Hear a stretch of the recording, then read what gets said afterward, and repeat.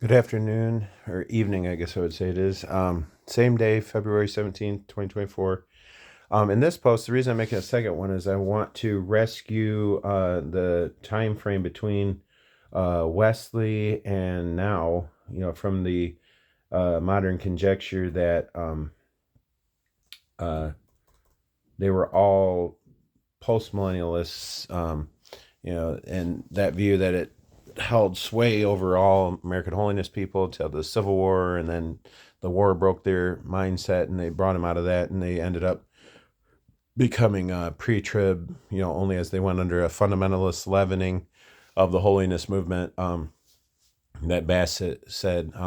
So there's just this mindset that scholarship has created. I think it's false, where somehow there's been no teaching on pre-trib premillennialism except within the halls of the Calvinistic type thinking or schools, and it's just not true. One book that's made that theory popular is this new one, the most recent History in the Church of Nazarene, our watchword and song. I've done some interaction with this on previous videos. It was published in 2009. It was a new history for the Church of the Nazarene. The authors are Floyd Cunningham. He's the main editor. Stan Ingersoll, Harold Racer, David Whitlaw. Racer, for one, has let the cat out of the bag that he, wrote with H. Ray Dunning, and they came against fundamentalist theology in that book and said, basically you have to be a Calvinist, and we don't think that way, and that kind of thing. So you could tell these authors don't agree with that, and you can feel it definitely through the book. But they do put postmillennialism as the watchword and song of the holiness movement. On page 39, they say they make the same accusation that Mark Quanstrom did about the holiness movement, which is the biggest fault I have with his book called A Century of Holiness Theology, is he makes that accusation that it was just mere optimism that led them to think that they were ushering in the kingdom by a revival, and optimism was the agenda, and that it came crashing and burning with the world wars and etc. And so it wasn't a Holy Ghost based movement so much, is what you're hearing through that kind of tone, as it was just men thinking that things were going to go positive, and it ended up not working out for them. Well, he asserts that thinking too. This author does. He said optimism could also be seen in thoughts about the end times and the second coming of Christ. Most Christians of the era, and this isn't true, believe that the millennium was very near. The revivals and the zeal for evangelism and social reform that they inspired many believe were the means that God was using to bring the millennium to earth. Churches and Christian organizations would soon bring the world to Christ and introduce Christian principles into every area of life. This would result in 1,000 years of peace and righteousness, after which Christ would return to execute final judgment. So you can see their view on end times. I believe these authors' view, and they're pushing it through the book. This view came to be known as postmillennialism, since Christ was not expected to return until the end of the millennium. And really, throughout the whole book, they make that statement. They broaden it, and they try to paint it all the way through the book as true. Okay, and I just don't find that to be the case. All right. And so, again, you have to answer for all these, not only early Methodist theologians, as I've already talked to you about, that definitely interacted with the beginning of fundamentalism, but you have to deal with all these scholars, Wesleyan, Methodist, and Nazarene, as they all the way up to the current day, that have definitely showed this leaning in their teaching and their scholarship. Okay, and so that's what I want to talk to you about. But let's start back with Wesley's era. We said earlier that I dealt with the Tudor over Wesley earlier this year. I did a whole PowerPoint last year on it. Looking at these scholars and trying to show you that they believe like we do. These ones that had early influence on Wesley, so some 1724 to 1730. There's a tutor that was by the name of Joseph Colley, Colley. This was one of John Wesley's tutors. He was absolutely fascinated with the book of Revelation. So he was even criticized for being a fanatic about this subject. His favorite book on the subject was Charles Dabuz's Dabuz, a perpetual commentary on the Revelation of St. John, with a preliminary discourse by Charles Dawbus. That's what it's supposed to say. I spelled it wrong in my earlier section.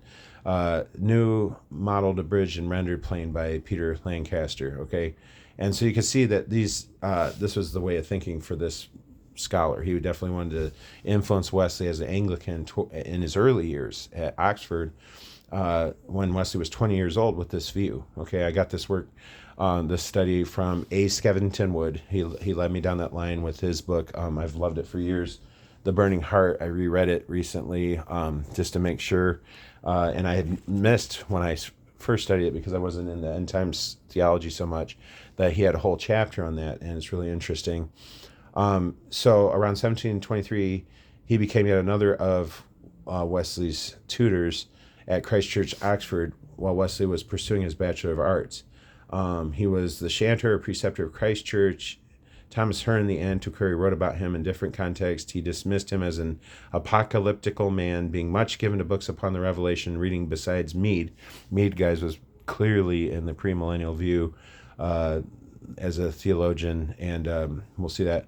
Other things that he meets with upon that subject, but this may merely have reflected cultured prejudice against eschatological investigation.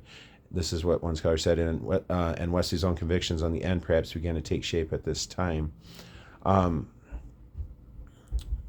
So certainly Wesley read Joseph Mead and Charles de Boz. We can see that from scholarly research that's been done on the reading of Wesley. The next man that we looked through that had great influence on John Wesley in his early years prior to Aldersgate, September 7th of 1773, was Mr. Thomas Hearne. Talks about Colley, that he had read Peter Lancaster's abridgment of de Boz's commentary upon the Revelation 5 times over. This is how often this guy read Revelation. He designed to read it several times over more, being, he said, exceedingly well done. And he said he had read de Boz's himself 3 times over and designs to read him more than once over again. The commentary of de Boz being, he said, the most learned book that he had ever read in this life. So these are just more statements about him. But when you go into de Boz's work, he has a very clear outline that's premillennial. So he gives a synopsis of the premillennial view on end times. Some of it is historical, so he'd count in our author we used earlier's view. Daniel Hummel calls him old school premillennialist because he's saying Darby started something new. I'm not really sure of that designation, but you can use it for now if it's helpful. So he first lists chapter 19 of Revelation, which is about the second coming chapter, and summarizes it, quote, the extirpation of tyranny and idolatry in all the Romish dominions. So that'd be Christ coming back and cleaning house, okay? And so that's the second coming before the millennium, and this is before the millennium, which he then outlines. The millennium, or the 1,000-year reign of the saints on earth during the time of Satan's restraint, or the first resurrection, the rapture of the martyrs, and then reign for the said time without any interruption. So I put in the word rapture, but the first resurrection he's putting there at the time of the second coming as premillennial, okay, which would line up with my claims about Wesley's view later on in his New Testament notes. He divides this premillennial rapture by the millennium from the general resurrection and judgment later on, okay? So that's our view in a nutshell of premillennialism. And then we detail the position, and it's sure enough, it's just endless, the evidence here. He says, in actual body of writings, he details a premillennial second coming preceded by an actual rapture, resurrection of Christ's holy bride.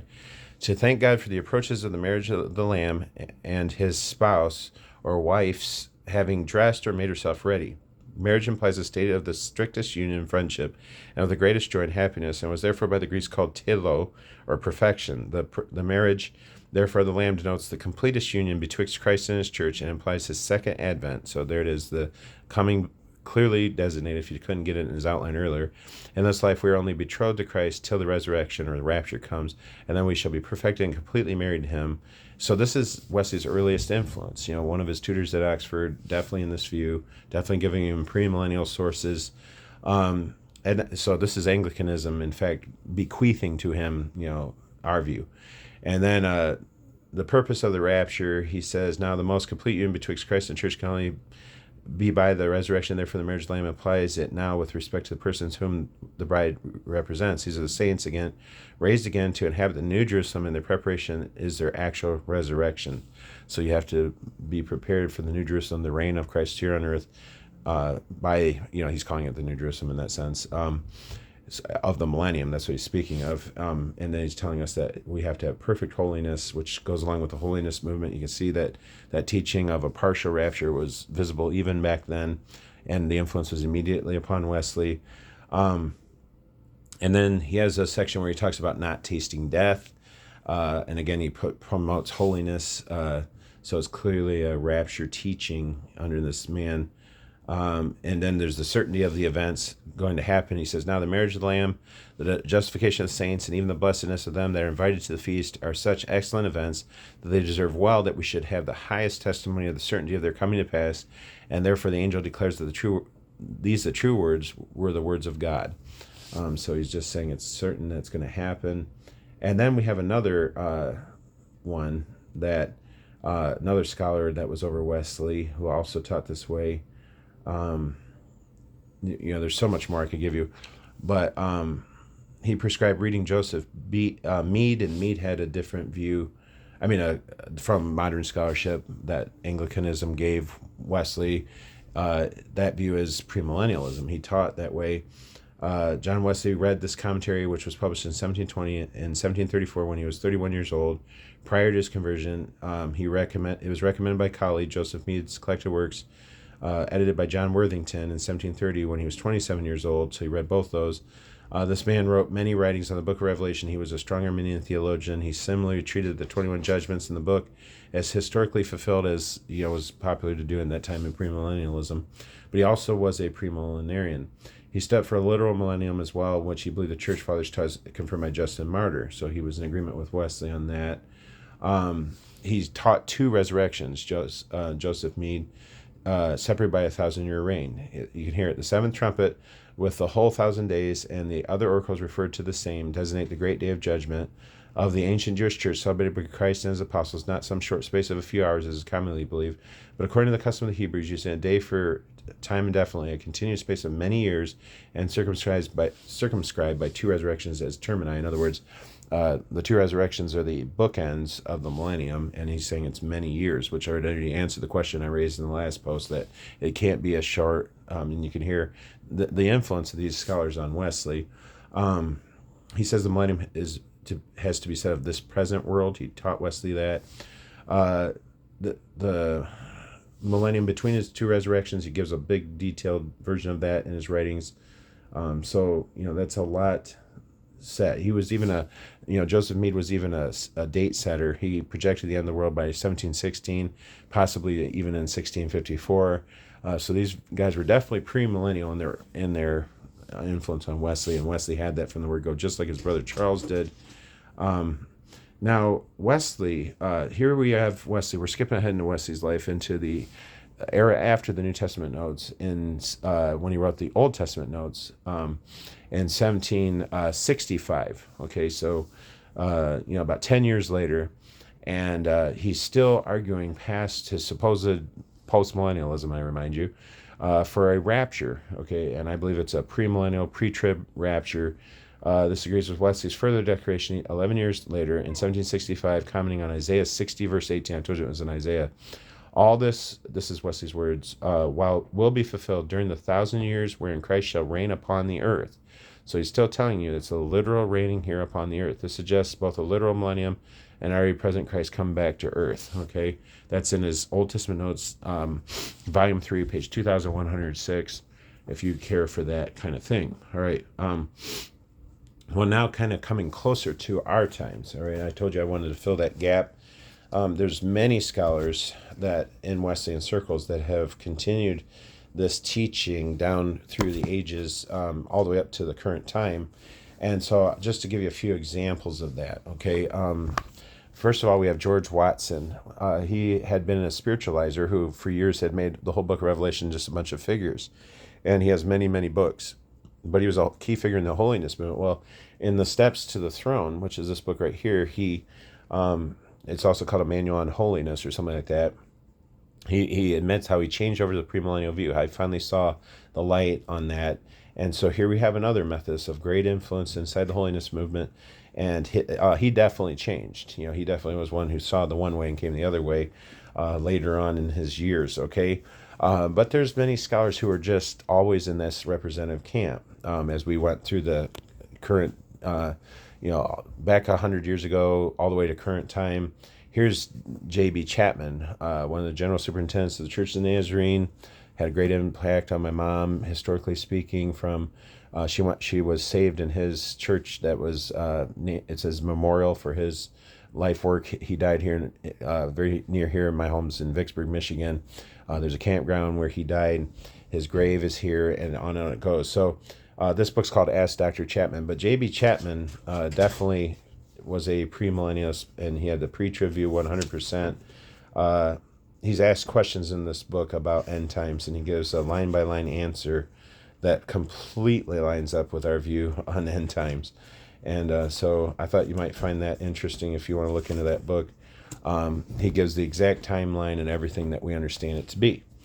Then here's kind of somebody a little bit maybe outside of our circles, but still within Wesleyan influence. This book was reprinted through Shoal, Indiana, through Old Path Tract Society. I'm not sure. I could tell it's dated a bit by some of the references it makes in the pamphlets. But have you ever heard of William Burns? William Burns is a Wesleyan as well, who argues for pre-trib view, the rapture, the whole scholarly view on end times. And he's written many, many books. I have most of his works. Then we can move a little closer to the current era, which is through Olivet Nazarene University. Here's one of their professors of old. Okay, his name is Heslop. His last name is Heslop. I think it's W.G. Let me make sure I can.